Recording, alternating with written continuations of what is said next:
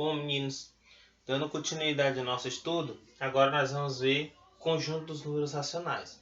Professor, mas o que são os números racionais? Ele é formado por todos os números decimais.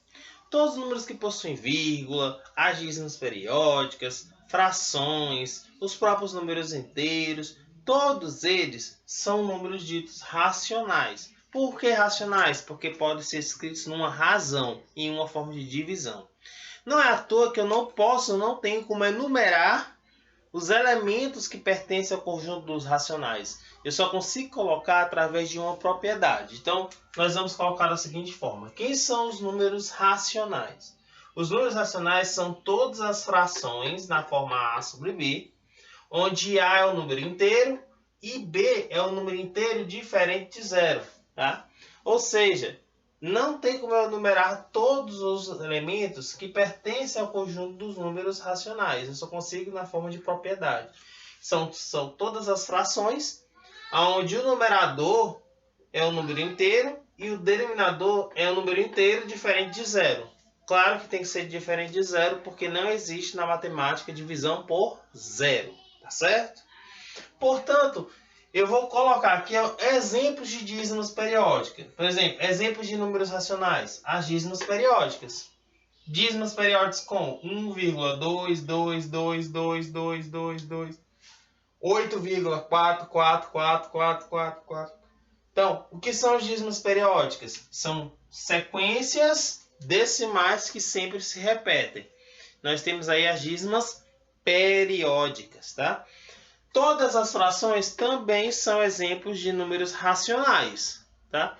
Fora as dízimas periódicas e as frações, nós temos, por exemplo, os números inteiros. Os números inteiros, eles são números racionais. Os números naturais são números racionais. Por quê? Porque os naturais, eles são subconjunto dos inteiros, que são subconjunto dos racionais. Tá ok?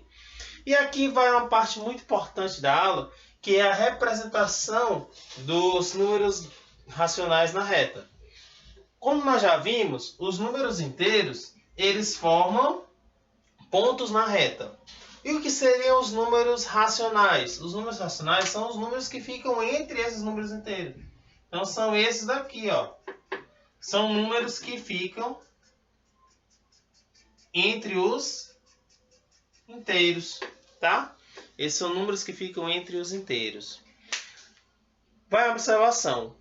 Se você estudar matemática um pouco mais avançada, vocês vão aprender o conceito de densidade. A gente vai ver, por exemplo, que o conjunto dos números racionais, eles são densos na reta, eles estão bem espalhados na reta numérica. Mas isso é um conceito mais avançado, é só a título de observação.